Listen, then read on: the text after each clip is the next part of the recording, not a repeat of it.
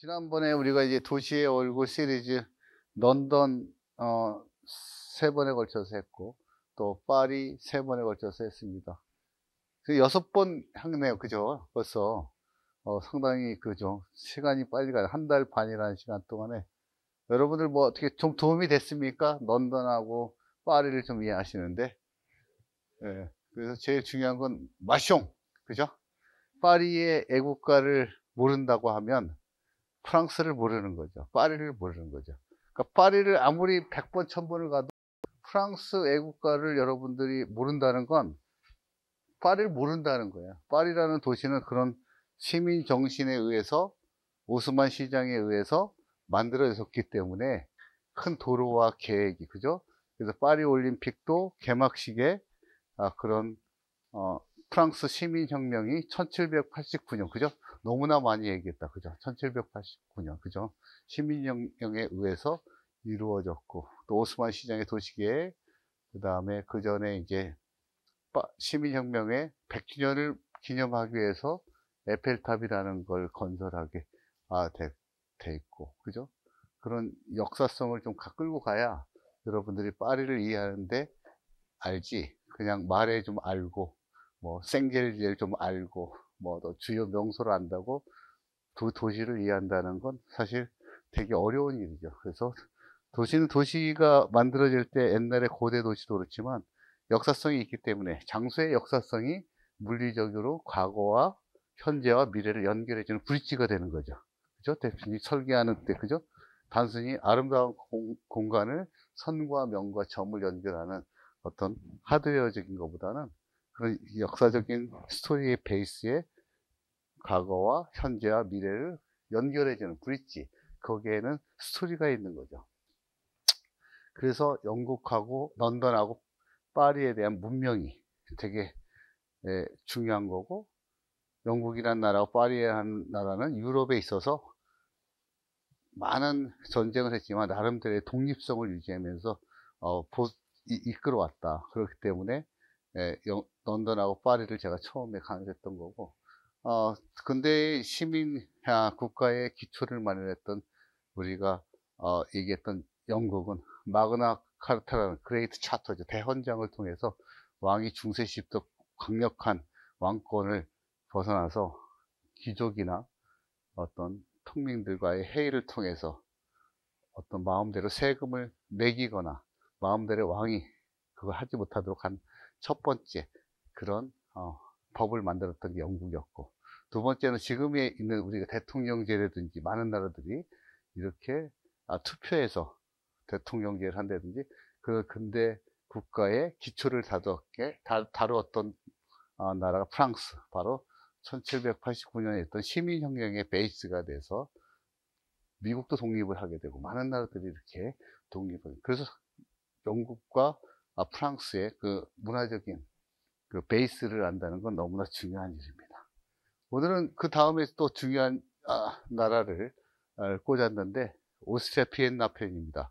그래서 유럽에 여러분들이 많은 좋은 도시를 많이 가실 건데 뭐 로마도 가고 뭐 파리도 가고 뭐 암스테르담 가고 뭐 북유럽의 스톡홀름도 하고 뭐 많은 도시를 가겠지만 저는 대표적인 도시를 유럽을 한 번도 안 가보신 분들이 너무너무 많아요. 사실 여러분들은 많이 다니셨겠지만 미국은 수백 번 가신 분들이 많아요. 애들 유학 때문에 뉴욕, LA 뭐 또 많잖아요. 친인척도. 근데 이상하게 유럽은 가기가 되게 힘들다. 그죠?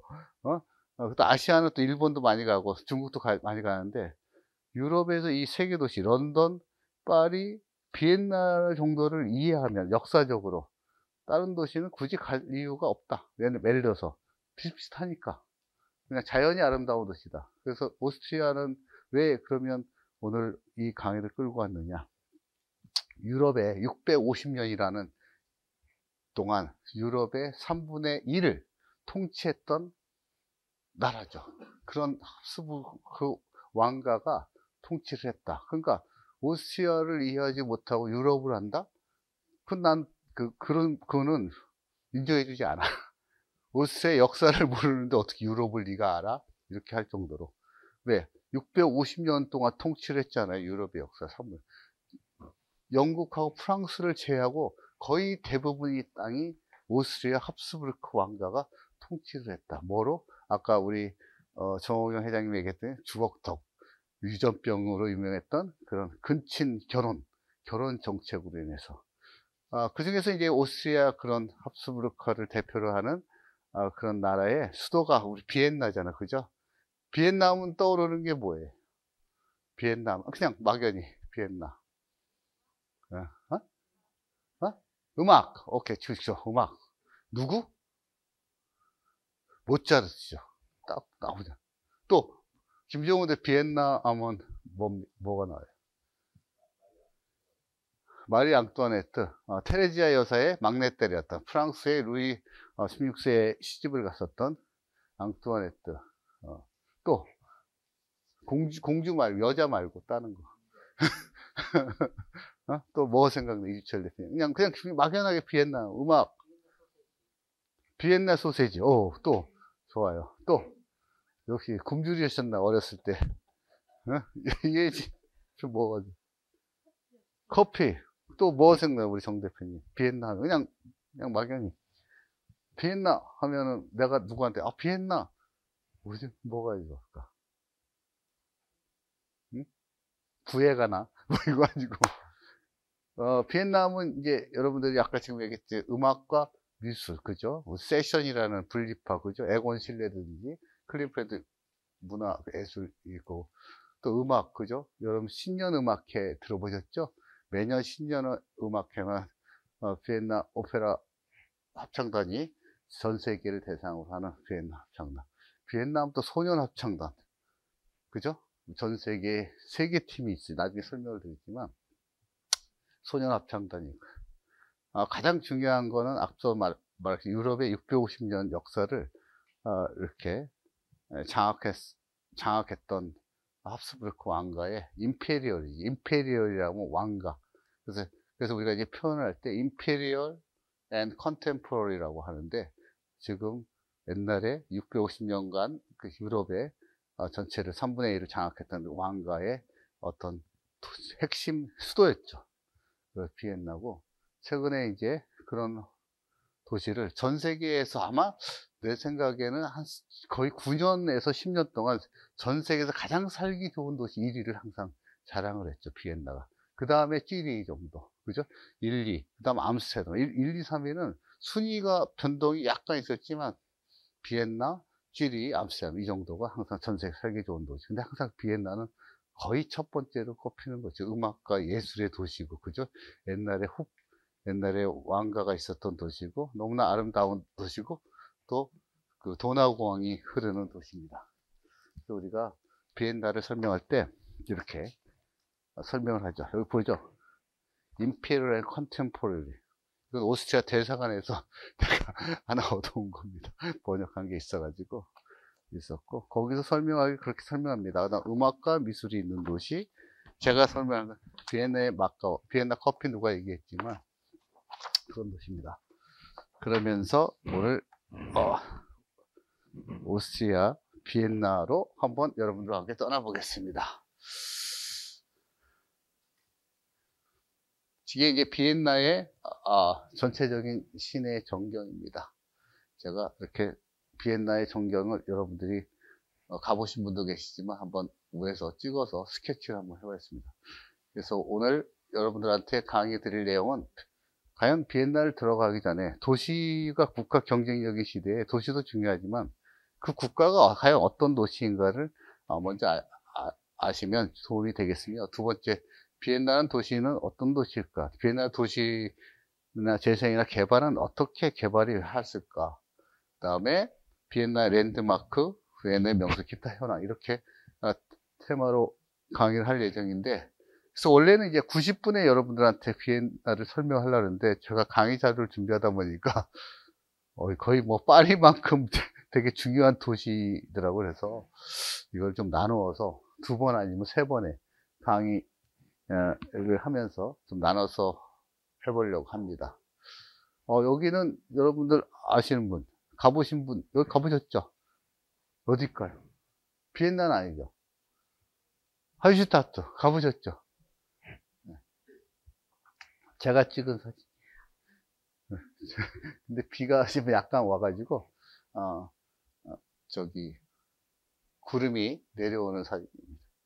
자, 우리가 오스트리아 하면 저는 이렇게 표현하고 있습니다. 오스트리아는 스위스와 더불어서 알프스의 장엄한 풍경이 있고, 해발 3,000m 이상의 그 산맥들이 되게 많습니다. 그래서 우리가 여러분들이 스위스나 몽블랑, 또 프랑스의 몽블랑이나 답은 알프스 산맥이고 또 이태리의 돌로미테까지 연결되어 있는데, 스키로서는 오스트리아도 상당히 많이 스키를 좋아하는 사람들이 많이 갑니다. 그다음 사계절이 여름에, 겨울에 스키부터 여름에 하이킹까지 상당히 사계절이 아름답고, 일단 아까 할슈타트처럼 맑은 호수들이 되게 많이 있어서 정말 자연적으로 되게 아름다워 나오죠. 또 음악의 나라, 아까 말씀하셨듯이 우리가 클래식 음악의 아이콘이라는 모차르트, 그러나 비엔나 필하모니, 또 신년음악회를 대표적으로 들 수가 있습니다. 또한 650년간 유럽을 장악했던 합스부르크 왕가의 아주 강력한 왕조가 있고, 거기에 이제 왕이나 그런 왕비들이 살았던 쉔부르크 궁전, 황실들의 보물이 비엔나에 그대로 보존이 되어 있습니다. 또 아까 말씀하셨듯이 비엔나 커피, 비엔나도 많은 음악가와 철학가나 그런 지성인들이 카페에서 그런 커피를 즐겼죠. 우리 파리의 생제르맹에서 즐긴 것처럼. 그다음에 전통 초콜릿에 있는 자업 카페, 토르테 카페, 초콜릿 케이크 맛있고, 이런 카페는 문화 교류의 장으로 지식인들의 사교 공간들이 많아서 활용이 됐습니다. 또 느림의 미학을 즐기는 문화에 어떤 여유로운 시간을 갖는 카페 문화가 있고, 또 여러분 또 오스트리아 대표적인 곳이 살츠부르크죠. 사운드 오브 뮤직이라는 여러분들 많이 보셨을 거예요. 거기에 배경이 됐죠. 그래서 살스라는 거는 솔트 있잖아요. SALT. 그걸 짤치라고, 소금이 많이 나는 지역이었죠. 거기에 알프스 산맥이 둘러싸인 살츠부르크가, 거기에 호헨살츠부르크 성도 있고 영화 촬영지, 모차르트의 고향이죠. 고향. 모차르트 고향이, 아마 제가 엽서를 나중에 공부를 잘하는 사람한테 하나씩 주는데, 여기가 모차르트 생가 사진을 제가 엽서를 가지고, 안 좋은 학생들한테 저는 개인적으로 한 100여 개의 도시의 엽서가 한 도시당 한 30장씩 있어요. 그게 제 취미야, 콜렉션. 그래서 제 집에 가면 도시별로, 그래서 어제 저녁에 강의 끝나고 졸기 전에 몇 장 뽑아온 거예요. 네, 그렇게 되어 있습니다. 겨울 스포츠 말씀드렸듯이 세계적인 스키 리조트, 특히 키츠비엘, 여러분 스키 좋아하는 사람들은 그런 데 있고, 다양한 슬로프, 또 스파도 되게 유명을 하고요. 그래서 여러분들이 오스트리아 하면은 비엔나 가고 살츠부르크 거 같지만, 겨울에도 가고, 그렇게 자연도 가는 데로 상당히 사이클링 하는 사람들도 많이 갑니다. 또 전통과 현대의 조화, 이게 여러분 이런 복장들 많이 보셨죠? 레던 호재라는데, 이런 복장들, 이건 이제 스위스에서도 똑같은 복장을 많이 볼 수 있는데, 남자들이 입는 게 레더 호재, 여자들이 디즘들이라고 합니다. 그 다음에 현대예술, 축제 문화가 되게 많이 있어서, 여기도 크리스마켓도 있고, 또 인근의 뮌헨의 옥토페스트라고 맥주 페스티벌 같은 것도 이쪽에 있습니다. 그 오스트리아는 과연 어떤 나라냐 한번 보면, 오스트리아는 상당히 주변 국가에 많이 둘러싸여 있죠. 보면 왼쪽에 독일, 저머니가 바로 있고, 위에는 체코슬로바키아, 그죠? 그 다음에 오른쪽에 슬로바키아, 그 다음에 헝가리, 남쪽으로 크로아시아, 슬로베니아, 이태리, 그 다음에 이렇게 연결되어 있죠. 그 다음에 스위스가 또 이렇게 티롤 지방에 있어서, 요 끝쪽에 보면 여기가 브레겐치라고 상당히 유명한 브레겐치 페스티벌을 해서 여름에 호수에 공연을 하는 너무나 유명한 곳이죠.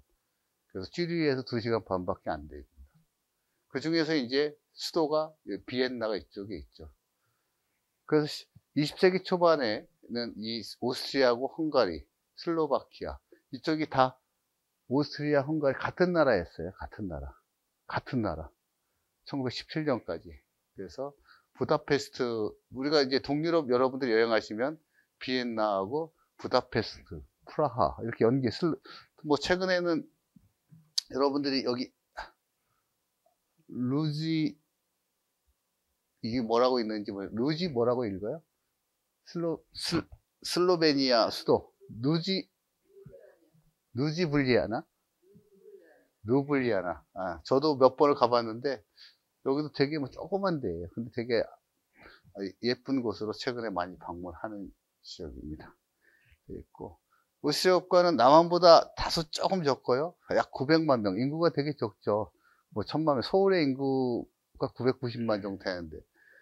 대부분 이제 독일어를 씁니다. 독일어를 쓰고, 대부분 카톨릭이 72%입니다. 그래서 나중에 제가 뭐 스위스 강의할 때 설명을 드리겠지만 상당히 스위스하고 전쟁을 많이 하죠. 왜냐면 스위스는 여러분 아시죠? 독일의 루터가 종교개혁을 했잖아요. 종교개혁 이후로 스위스 쪽으로 넘어가서 많은 종교개혁가들이 스위스에서 활동을 메인 무대로 했죠. 그래서 끊임없이 이 오스트리아 합스부르크 왕가가 지배를 많이 했어요. 카톨릭이었어요. 그러니까 종교 전쟁이 안 일어날 수가 없었겠죠. 카톨릭과 기독교 간에 있습니다. 그러니까 경제적인 특징은 뭐 대부분 서비스업, 관광하고 금융업이 대부분 이루어졌다고 보고, 그게 제조업 베이스는 자동차 부품이나 의약품, 목재 이런 거 수출을 하는데 그렇게 금액은 1900억 달러 정도, 그렇게 큰 금액은 아닙니다. 돼 있고, 정부는 이제 내각 책임제고, 이분들 뭐 대통령 알렉산더 판데어 벨렌 2017년에 취임했고요. 대통령 직선제입니다. 그래서 현재 대통령은 무소속으로 돼 있죠. 우리나라처럼 뭐 어느 당에 누가 나온다는 게 아니라 여기는 무소속이라도 대통령이 이렇게 직선제이기 때문에 할 수 있습니다. 그래서 오승준 대표도 당이 없어도 나가서 대통령이 될 수 있다. 우리나라는 왜 많은 분들이 당에 소속해서 나가야 되는 거예요? 임기는 6년이고 1회 연임이 가능하답니다. 오스트리아 행정구역을 살펴보면 총 9개 연방주로 구성이 되어 있어요. 그래서 이쪽에 로우 오스트리아, 어퍼 위쪽에 오스트리아, 그 다음에 짤스부르크, 우리 모차르트의 고향 여기 있고, 그 다음에 이제 비엔나가 이렇게 이제 이쪽에 있습니다. 티롤주, 스위스와 국경에 있는 이렇게 9개 연방주로 구성이 되어 있다. 그래서 보면 여기 이제 전체 인구가 약 900만 명인데 비엔나에 약 195만 명으로 제일 많이 수도에 많이 살고 있죠. 여러분들 지난주부터 제가 그 영상 보신 분 보면 파워포인트를 올려준 걸 봤나요? 보신 분, 지난주 파리 주요 명소에 지금 이 파워포인트 같이 녹화가 돼 있어요. 그래서 여러분들 영상을 보면 저는 조그맣게 나오고 이 화면이 나와요. 사실 대부분 강사들이 이 화면을 주질 않아. 근데 저는 그럴 필요가 뭐가 있어. 여러분들이 다 볼 수 있어요. 그러니까 캡처해도 되고 여러분들이 볼 수 있습니다. 그러니까 나중에 이 자료들은 여러분들이 영상에 강의가 끝나면 영상 올려주잖아요. 우리가 거기에 파워포인트가 그대로 올라가서 하니까 캡처해도 되고 참고를 하시면 되겠습니다. 그래서 이쪽 오스트리아의 어원은 이 옛날 말로 동쪽이란 뜻이래요. 근데 오스트리아나 독일도 그렇고 주로 게르만족이라고 하잖아요. 우리가 게르만족. 그래서 게르만족의 특성은 북방민족, 강한 민족, 적자생존, 서열의식, 상하복종. 그래서 법이 발달되어 있고 질서가 되어 있고, 독일의 국가나 독일에 관련된 국가들은 이런 주유를 되게 엄하게 여긴다고 합니다. 노르망족은 이제 주로 이제 덴마크나 스웨덴 지역에, 우리가 얘기한 스칸디나비아 위쪽에 사람들은 약간 그 노르망족이라는데, 바이킹족이 프랑스 노르방을 정복해서 프랑스 노르망디, 북쪽에 사는 땅, 여러분들 영국하고 가까운 데가 노르망디라고 있잖아요. 그래서 2차 세계대전 때 우리가 뭘 했어요? 연합군이 노르망디 상륙작전을 했던 거. 또 역사에 더 들어가면 노르망디에 바이킹족이 내려왔는데 우리가 윌리엄이라는 왕을 배출해서 영국의 왕이 된 윌리엄 1세도 바로 노르망디 출세입니다. 그 다음에 이제 특히 유럽의 이름이 좀 헷갈리는 이름들이 되게 많은데, 특히 저도 뭐 어학에 되게 뛰어나진 않지만 반, 이런 영어 말고 쓰는 데가 이런 용어들은 붙으면 오브, 영어로 어느 지역의 누구다 이렇게 출신을 얘기한다고 합니다. 그래서 이 사람이 오토 본 람스도프 하면 람스도프 출신의 오토. 이주철 전라도에서 온 이주철, 무슨 얘기인지 아시겠죠? 그런 의미로 쓴대요. 또 네덜란드는 반도 많이 쓰고, 이 할렘 지역의 RM이죠. RM, H 발음 RM 지역에서 온 분. 그 다음에 프랑스는 고을 지방에서 온 찰스, 이런 식으로 그런 이름을 옛날에는 신분이 명확하지 않으니까 이렇게 이름을 썼다고 하네요. 자기가 다스리는 영토나 마을 앞에 이름을 붙인다. 아, 그래? 예, 예. 같이 부시니까 그런 거죠. 알겠어요. 죄송합니다. 예. 거기 더우시면 이렇게 스크린 내려주셔도 돼요. 아니, 난 괜찮은데. 부시라고 그러셔서 자꾸. 그럴게요. 그래서 오스트리아의 역사를 보면, 민족의 특성을 보면 아까 말씀드린 게르만족이 대부분이고, 또 켈트족이 일부 있고, 라틴족이 있습니다. 그래서 보면 역사적으로 이제 간단하게 이렇게 요약을 해보면 8세기에 그런 켈트족이, 라틴족, 슬라브족이 후기 청동기 시대 이주해서 시작을 했고, 그다음에 여러분 지난주에 우리가 프랑스 역사에서 배웠지만, 프랑스는 프랑크족이 만든 나라라고 그래서 프랑스라고 그랬어요. 그죠? 그 당시에는 프랑크라는 왕국이 독일, 프랑스 다 합쳐가지고 해서 나라를 이루었기 때문에 프랑스였고, 그 다음에 그 당시에 이제 오스트리아 쪽을 오스트마르크 행정 하나의 지역으로 나누었대요. 그래서 그 뜻이 오스트리아 동쪽에 있는 지역이다. 그래서 오스트리아라는 이름을 그때부터 네이밍을 처음 했다고 합니다. 그 다음에 이제 합스부르크, 좀 이따 설명할 텐데, 합스부르크 왕조가 나타나서 처음으로 통치를 했고, 신성 로마 제국의 제의를 세습해서 오스트리아 왕을 겸하게 됩니다. 그래서 됐고, 그 다음에 16세기, 18세기에는 합스부르크가 가장 황금기를 보내기도 하고 쇠퇴기를 했는데, 1519년도에 카를 5세가 되면서 전 세계에 이제 신세계 영토 확장을 하게 되고, 또한 종교개혁과 반종교개혁 간의 그런 30년 전쟁, 그러니까 카톨릭파, 기독교파 30년 전쟁을 하게 되는 그 당시가 됐습니다. 1520년대에 헝가리와 보헤미아라는 왕위를 상속받게 되고, 결혼 정책으로 그 다음에 바로크 예술과 건축이 번영했다고 합니다. 또한 오스만 제국과의 전쟁을 통해 두 번이나 오스만 제국이 비엔나를 침략했지만 결국 오스트리아가 두 번이나 이겨서 오스트리아를 지켜내기도 했습니다. 그래서 18세기와 19세기, 그래서 여러분들이 비엔나에 도착하시면 비엔나의 자연사 박물관, 미술관 박물관 중간에 어느 분이 동상이 딱 있죠. 누가? 바로 마리아 테레지아는 그 왕, 그죠? 왕이 딱 왕이 딱 있죠. 당시에 등장을 했고, 또 나폴레옹이 오스트리아를 침략해서, 그죠? 결국 오스트리아가 지배를 당하게 되죠. 그 다음에 1804년도 오스트리아 제국이 승격이 되고, 오스트리아 세력이 나폴레옹에도 점점 세력이 줄어들어 가지고 결국 오스트리아하고 헝가리만 남게 됩니다. 나라가. 그게 1867년에 그래서 부다페스트, 슬로바키아, 체코 이쪽이 다 같은 오스트리아, 헝가리 제국 한 나라가 된 거죠. 그러나 1914년 여러분들이 너무나 잘 알고 제1차 세계대전, 네, 그렇게 오스트리아가 황태자가 사라예보를 방문해서 암살을 당하는 바람에 제1차 세계대전이 반발이 되고, 패전 후에 제국이 오스트리아 헝가리 제국이 해체가 되고 결국 오스트리아 한 나라만 이렇게 생기게 됩니다. 그 이후에 2차 세계대전이 일어나서 연합군이 이제 연합군 하면은 어느 나라 같아요? 우리 편 연합군 미국 그죠? 프랑스, 영국, 또 한 나라 있죠. 소련. 당시에는 소련, 독일의 항상 그 네 나라가 전체를 분할 통치를 해요. 소련, 영국, 프랑스. 또 한 나라 어디? 네? 미국. 그렇죠. 네? 그래서 오스트리아 이렇게 분할 점령한 데가 또 한 나라가 있었죠. 어디죠? 바로 독일이죠.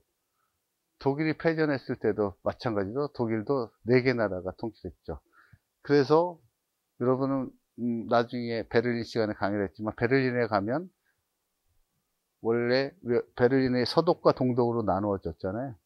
근데 그럼에도 불구하고 베를린이라는 도시는 4개의 나라가 통치를 지역별로 했어요. 북쪽은 소련이 하고 뭐 남쪽은 미군이 하고 해가지고 그렇게 통치를 나눠서 했던 나라가 독일이었고, 오스트리아도 연합군이 분할 점령하다가 1955년도에 결국 독립을 해서 제2공화국이 설립됐습니다. 그래서 이게 유럽의 말씀드렸듯이 역사에서 합스부르크 왕가도 되게 중요하지만 우리가 그리스 로마 시대로 오면서 신성 로마 제국이라는 역사를 우리가 뗄 수가 없을 것 같아요. 그래서 신성 로마 제국이라는 걸 많이 들어봤잖아요. 옛날에 로마의 재현의 강력한 국가의 단체들인데 그 나라가 이런 나라들입니다. 뭐 네덜란드, 독일, 룩셈부르크, 리히텐슈타인, 모나코, 벨기에, 슬로베니아, 오스트리아, 이탈리아, 체코, 크로아티아, 폴란드. 요로 제국을 신성 로마 제국이라고 하고, 신성 내목이 로마 제국의 다민족 영토 복합제가 800년부터 1806년까지 끌고 온 거죠. 아까 합스부르크 왕가도 다만 오스트리아 왕뿐만 아니라 신성 로마 제국의 황제까지 겸임을 하게 되는 거죠. 그 당시에 수도가 독일의 프랑크푸르트가 1448년까지 500년간 수도를 했고, 빈이 1448년부터 합스부르크 왕가의 거의 한 400년 되죠. 약 400년간 수도가 이렇게 됩니다. 초대 황제는 오토 1세가 962년에 초대 황제가 됐고, 마지막 프랑스 2세가 이제 1800년 마지막 해체됩니다. 그래서 역사적으로 로마 제국이 있고, 서로마 프랑크 왕국이 있고, 아까 말씀드렸듯이 프랑스, 이태리, 독일이 이 프랑크 왕국이 성립이 되고, 프랑크 왕국이 통일됐고, 그 다음에 870년에 이제 프랑스하고 독일하고 이태리가 그 아들들로 인해서 나눠져서 현재의 프랑스, 독일, 이태리가 성립이 되는 거죠. 이 과정을 좀 이렇게 여러분들이 이해를 하시면 프랑스, 독일과 이태리가 어떻게 시작 프랑크 왕국에 의해서 어떻게 나눠졌는지를 좀 알 수가 있을 겁니다. 그러면 지금 한번 합스부르크 왕가가 너무나 되게 중요한 어떤 유럽의 역사이기 때문에 한번 설명을 드리겠습니다. 합스부르크 왕가는 오스트리아를 비롯한 정의가 그렇습니다. 중부 유럽을 중심으로 약 650년 동안 막강한 세력을 가졌던 명문 왕가입니다. 그래서 합스부르크라는 지역은 스위스에 있습니다. 스위스 북부에. 그래서 합스부르크라는 이름이 매성이라는 데서 유래를 했고, 약 600년간 유럽 역사의 중심이 있었다고 봅니다. 그래서 오스트리아뿐만 아니라 헝가리, 체코, 동유럽과 독일, 스페인, 이탈리아, 네덜란드, 벨기에까지 거의 영국과 프랑스를 제외한 대부분의 유럽 지역을 관할할 정도로 되게 막강한 왕가라고 볼 수 있습니다. 합스부르크 왕가의 시작은 스위스 북부에 합스부르크라는 성을 지으면서 시작을 했고, 그 당시에 루돌프 1세가 오스트리아를 획득하면서 신성 제국의 왕으로 선출되기 시작합니다. 그래서 여러분들 16세기 1547년에 합스부르크의 가문을 지도보면 그 가문이 약간 녹색으로 보이는 데 있죠. 거기가 다 합스부르크의 가문이 다 차지한 가문입니다. 일부 영국과 프랑스 지역을 제외하고, 그죠? 어마어마한 유럽의 그러니까 여러분들 유럽에 가면 어떻게 보면 한 나라라고 이렇게 보셔도 상관이 없을 것 같아요. 한 나라, 유럽은 한 나라다. 그러니까 뭐 지금 EU나 유로피언 유니언이 이렇게 탄생하게 된 것도 그렇게 뭐 이상하게 뭐 인위적으로 한 게 옛날부터 같은 민족이었고 서로 친하게 지냈고 우리 함께 뭉치자. 그래서 유로피언 유니언이 탄생했다고 보시면 될 것 같습니다. 그래서 합스부르크 가문의 가장 중요한 이 영토 확장을 한 걸 보면 주요 오스트리아를 이제 그 보헤미아 왕국으로부터 획득을 해서 오스트리아를 획득으로 처음으로 합스부르크 그 스위스의 조그만 성을 가진 그런 어떤 가문이 획득을 했고, 그 다음에 이제 막시밀리안 1세가 부르고뉴의 공주인 마리아하고 결혼해서 이 부르고뉴도 획득을 해. 결혼해가지고. 그 다음에 또 카를 5세는 스페인 왕실하고 이제 혼인 동맹으로 스페인을 획득으로. 근데 헝가리 보헤미아도 페르난디트 1세가 획득을 하게. 주로 결혼을 해가지고 획득을 하는 거죠. 결혼 정책으로. 전쟁을 하는 게 아니야. 그래서 어떤 말이냐. 그런 왕가를 키우기 위해서, 국가를 키우기 위해서 딱 정책이 있는 거야. 벨라 게란테 엘리 투 펠릭스 오스트리아 누구. 영어로 이렇대요. Let others wage war, so happy Austrian Mary. 남들은 wage 하면 임금 이런 뜻이지만 무엇을 하게 하라는 뜻도 있어요. 남들은 전쟁을 하게 해라. 오스트리아는 결혼을 해서 나라를 확장할 테니. 이게 이제 합스부르크 왕가에 굳이 우리도 중국의 손자병법에 그런 얘기가 나오냐. 꼭 전쟁을 해서 이기는 게 중요한 게 아니고 전쟁을 안 하고 이기는 게 중요한 거잖아요. 마찬가지고 여기서는 남들은 전쟁을 하든지 말든지 우리는 결혼 정책으로 사돈을 맺고 그렇게 해서 영토를 획득하는 정책을 하라. 아주 유명한 저거죠. 꼭 이것만이 또 행복한 건 아니겠죠. 아까 얘기했듯이 유전병, 근친 결혼을 인해 가지고 그런 어떤 열성적인 인자들이 많아서 일찍 단명을 하게 돼. 애를 뭐 10명을 낳으면 7명이 죽고 20살 서로를 못 넘기고 그죠? 그런 게 있죠. 그래서 이게 보면 합스부르크 가게 됩니다. 잘 보이실지 모르겠는데 아까도 말씀드렸듯이 제가 끝나면 영상 여러분들 보냈는데 거기에 이 파워포인트가 그대로 나가니까 캡처해서 여러분들이 하면 돼요. 캡처 딱 해가지고 스톱해가지고 보면 13세기 루도피스로 시작해서 두 갈래로 나눠져요. 한쪽은 오스트리아 쪽으로 시작을 하고 한쪽은 스페인, 그죠? 저쪽 남쪽에 이 지역이 멀잖아요. 그래서 여기 막스밀리안 1세가 한쪽은 후아나 아들이 결혼해서 에스파니아, 스페인 합스부르크 왕가가 내려오고 한쪽은 오스트리아, 독일 쪽의 합스부르크 이렇게 두 가지로 나눠지죠.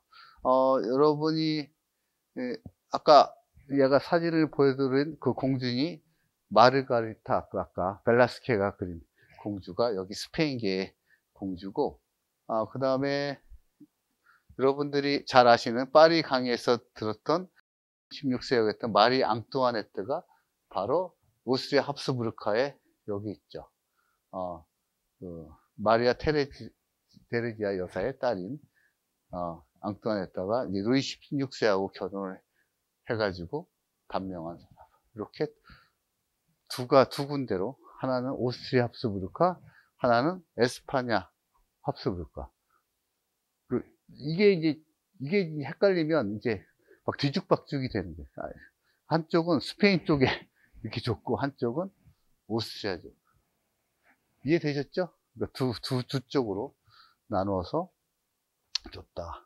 그래서 1516부터 1700년 합스부르크는 카를로스 1세가 카를 5세라고 하기도 해요. 아메리카로 식민지를 확장하는 시기가 됐고, 그 다음에 포르투갈을 합병하기도 하고, 또 그러나 영국과의 해전에서 이제 무적 함대에 패배를 하는 시기도 있었습니다. 또 모리스코 강제 추방이나 모리스코라는 건 이거예요. 옛날에 스페인 여러분들이 여행하시면 이슬람 문화가 많이 있죠. 이슬람이 거기까지 왔으니까. 거기까지 왔을 때 이슬람 사람들을 개종을 시켜서 개종을 카톨릭으로 개종을 시켜서 거기 남게 해서 같이 사는 거죠. 그 민족을 모리스코 민족이라고 그러니까 원래는 이슬람의 사람들인데 종교를 개혁시켜서 거기서 일을 하게 하는 사람들을 모리스코라고 해요. 그래서 스페인이나 이런 데가 많이 흔적들이 있죠. 이슬람 문화에. 그라나다나 이런 데 가보면. 그래서 강제 추방으로 인해서 노동력이 감소를 하고, 그 당시에 이제 30년 전쟁, 아까 말씀드린 유럽에서 카톨릭과 기독교의 30년 전쟁이 일어나면서, 국력이 소모되고, 1648년도에 네덜란드가 독립을 하게 됩니다. 또 여러분 아시다시피 바르셀로나 근처에 있는 카탈루나 지역에 반란이 일어나고, 그 다음에 이제 카를로스 2세 사망하고 합스부르크 계승이 종료가 됩니다. 그래서 펠리페 이사 같은 경우에 네덜란드의 전쟁도 했고 영국과 해전도 패배했고, 아까 좀 전에 설명드렸듯이 30년 전쟁으로 참전과 실패도 하게 되고, 그 다음에 카를로스 2세는 이때부터 이제 권력 다툼이 일어나기 시작해가지고 전쟁을 해서 재정이 악화되기 시작합니다. 또 다음에 이제 오스트리아 합스부르크 왕조, 한쪽은 스페인 오스트리아 아까 황제 성명, 이쪽에 오스트리아 합스부르크 왕조는 페르난트 1세가 카를 5세부터 신성 노마 영토를 물려받아서 본격적으로 헝가리와 보헤미아를 합병하기 시작하고 살리카법이라는 것을 해서 그동안은 남자들만 왕을 계승을 받았어요. 그래서 근데 계속 유전병이 있고 계속 근친 결혼하니까 아들이 나오고 계속 죽고 그러니까 이제 여자도 공주들밖에 또 살아남을 수밖에 없는 경우도 있고 그래서 너무 쉽지 않은 거예요. 그래서 이런 살리카법을 변경해서 여성도 왕위를 계승할 수 있다. 그래서 그런 법을 변경했고, 그 다음에 카를 6세의 딸로 최초의 여성 통치자가 마리아 테레지아 여사가 됩니다. 그래서 마리아 테레지아 여사는 그 이후에 되게 실용주의적, 기존의 왕들의 보수적이고 어떤 귀족적인 걸 떠나서 실용적으로 개혁을 단행하고, 그런 조세제도도 과거에는 뭐 귀족들한테 매기지 않았던 세금을 갖다가 다 매기기 시작을 합니다. 그다음 교육을 개혁하고 의무교육을 해서 마리아 테레지아 여사가 근대에 오스트리아를 만든 여왕으로서 우리 영국의 엘리자베스 여왕처럼 상당히 존경을 많이 받고 있는 분입니다. 그 다음에 이제 나폴레옹이 이제 침략해서 오스트리아를 점령을 했고, 또 신성 로마 제국은 이란을 쭉 끌고 오다가 합스부르크 왕조가 1806년도에 신성 로마 제국이 나폴레옹에 의해서 해체되고 오스트리아 제국이 수립되게 됩니다. 그래서 그 이후에 이제 아까 말씀드린 오스트리아하고 헝가리하고 이제 같은 나라가 되는 시기가 1867년부터 1918년까지 약 50년간. 그래서 그 배경은 이제 보오 전쟁이라고 하는데, 프로이센이 우리가 이제 프로이센하고 오스트리아하고 전쟁에서 패전해서 프로이센이 주도하는 소독일주의 통일에 대한 개혁이 필요했습니다. 그래서 헝가리와 함께 이중제국으로 군대와 외교 등 이렇게 같은 민족은 아니지만 운영을 하자. 그래서 했고, 그러나 그런 어떤 이국 간의 인위적인 합병은 민족 갈등과 복잡한 구조를 야기하게 됩니다. 그래서 당시에 보면 오스트리아 헝가리 제국의 한번 지도를 한번 볼까요? 오스트리아, 체코슬로바키아, 슬로바키아, 그 다음에 헝가리, 루마니아 일부, 그죠? 보스니아, 그죠? 크로아시아, 아까 이런 나라들이 다 같은 나라였다, 옛날에. 그래서 문화가 되게 가시면 부다페스트 가면 오스트리아, 비엔나하고 되게 비슷하게 건물들도 있고 그런 종교적인 시설도 있는 걸 여러분들이 보실 수 있을 겁니다. 그래서 그 이후에 1차 세계대전은 황태자가 이제 아까 사라예보, 같은 헝가리 제국이지만 오스트리아가 이제 쉽게 얘기해서 식민지는 아니지만 우월적인 입장에서 하니까 그런 황태자가 사라예보에서 암살당한 이후에 이제 전쟁을 하게 됩니다. 1918년 11월에 오스트리아 헝가리 제국이 결국 군사적으로 패배한 거 해체되기 시작합니다. 그래서 2차 세계대전 후에 그런 분할 통치 영역은 이게 이제 전체 오스트리아 국가인데 지금 보면 이렇게 소련이죠 당시에. 지금 러시아죠. 러시아가 이렇게 통치를 하게 되고 이쪽은 미국이 통치를 하게 되고 그 다음에 이쪽은 영국이 통치하게 되고 오스트리아를, 이쪽은 프랑스가 티롤 지방에 스위스하고 붙어 있는 통치를 하게. 특히 수도인 여기 비엔나, 여기 그럼 이 수도 비엔나도 그럼 원래 보면 소련이 통치를 해야 되잖아요, 그죠? 지역적으로. 아니 수도도 나눠 이렇게 지역별로 4개 나라가. 그래서 옛날에 이런 사례가 베를린에서 있었어요. 베를린도 이렇게 나눴는데 베를린 수도도 미국, 영국 이렇게 나눠서 그게 갈 수가 없잖아요, 미국에서. 그래서 비행기로 공수해서 그 베를린에 사는 미국 지역의 테리토리에 있는 사람들한테 식량을 공급해주고 있어요. 갈 수가 없으니까 육로로. 소련이 막고 있으니까. 나중에 베를린 편에 또 설명하기로 하고 이렇게 나눠졌다, 국가가. 그래서 뭐 합스부르크 왕가는 종합적으로 보면 그 장자 상속대로 했지만 아까도 말씀 실리카법에 의해서 아까 마리아 테레지아서처럼 여자가 계승을 하는 걸 했고, 그 다음에 가장 중요한 게 16세기 초반에 한쪽은 스페인 쪽으로 한쪽은 오스트리아 이렇게 양분이 됐다는 거. 그래서 이제 스페인에 또 여러분들이 방문하시면 합스부르크 왕가가 이렇게 오스트리아하고 결혼 정책을 합병이 됐다는 걸 이렇게 연계해서 이해를 하면 되게 쉽겠죠. 이해가. 왜 갑자기 스페인 갔는데 오스트리아 얘기를 합스부르크, 전혀 이해가 안 가잖아요, 사실. 이걸 모르면 이해가 갈 수가 없지. 그렇게 해서 분파가 된 결혼을 했는데. 그리고 필리페 3세 같은 경우 네덜란드 같은 카톨릭이니까 박해해가지고, 그죠? 유태인들 다 몰아내고 네덜란드. 그게 이제 이런 스페인 계보, 오스트리아 계보의 합스부르크가 역사를 알면 그랬었구나 하는 걸 여러분들이 이해할 수 있습니다. 그 다음에 아까 말씀드린 다른 국가는 전쟁을 하게 만들어라, 오스트리아여 그대는 결혼을 해라 이런 정책을 유지했고, 특히 마리아 테레지아 여왕의 결혼 정책은 16명의 자녀를 낳았어요. 어마어마하죠. 그 중에 한 분이 마리 앙뚜아네트. 그래서 근데 이런 결혼 정책에 가장 실패한 건 아까 말씀하신 합스부르크, 다음 리비라고 하시면 됩니다. 주걱턱이라고 이렇게 하시면 좀 표현이 되게 가격하시고 이게 리비, 이게 턱이 이렇게 뾰족하게 나오는, 그죠? 그래서 막 수염을 많이 기르기도 하고 돌출의 아래가 두꺼운 입술, 그로 인해서 막 음식을 먹을 때도 이게 막 흘리고 그렇답니다. 그래서 여러분들이 우리가 생물학적으로 진짜 근친 이렇게 결혼을 하면 유전병에서 혈우병, 간질, 우울증이 그래서 되게 오래 못 사는, 10명 나오면 5명은 다 사망하시고, 그죠? 뭐 삼촌하고 결혼하고 막 그러니까, 그죠? 가장 유전적 특징이죠. 그래서 합스부르크 간모는 제가 쑥 설명했는데 유럽 역사상 가장 영향력 있는 왕가 중에 하나였다. 650년 동안 유럽의 정치, 문화, 외교를 주도를 했다.